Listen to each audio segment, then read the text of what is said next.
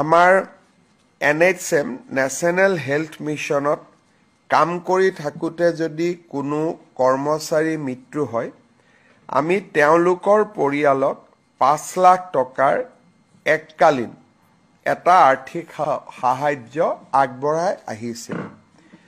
এতিয়াৰ পৰা দুৰ্ভাগ্যভাৱে আমি আশা কৰোঁ কাৰো মৃত্যু নহওক, কিন্তু তেনেকৈ যদি NHMৰ কোনোবা কৰ্মচাৰী মৃত্যু হয় আমি এককালীন সাহায্যৰ পৰিমাণ আজি 5 লাখ টকাৰ পৰা 7.5 লাখ টকালৈকে বৃদ্ধি কৰিছোঁ।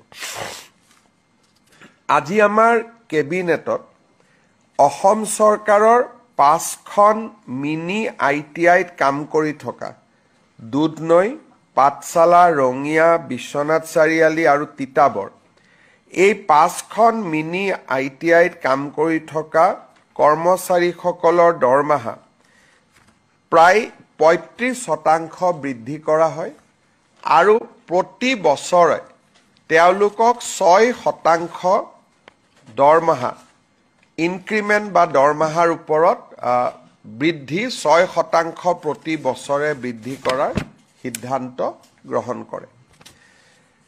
আমাৰ কেইদিনমান আগতে আমি অসমত কিছু মহাবিদ্যালয় বিশ্ববিদ্যালয়লৈ উন্নত কৰিছিলোঁ, কিন্তু বহু কেইখন কলেজ এনেকুৱা আছিল যে উন্নত হোৱাৰ লগে লগে প্ৰিন্সিপালজনক আমি ৰেজিষ্টাৰ কৰিছিলোঁ কিন্তু তেওঁলোক ৰিটায়াৰমেণ্টত যাবৰে হ'ল।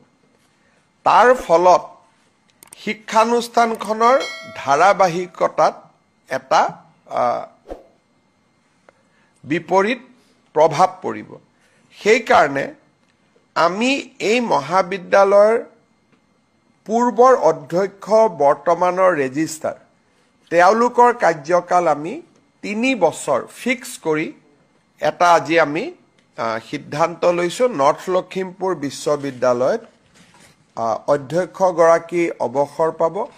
কেবিনেটে তেওঁৰ কাৰ্যকাল 3 বছৰ ফিক্স কৰি দিছে যাতে বিশ্ববিদ্যালয়খনৰ ধাৰাবাহিকতা ৰক্ষা কৰিব পৰা যায়।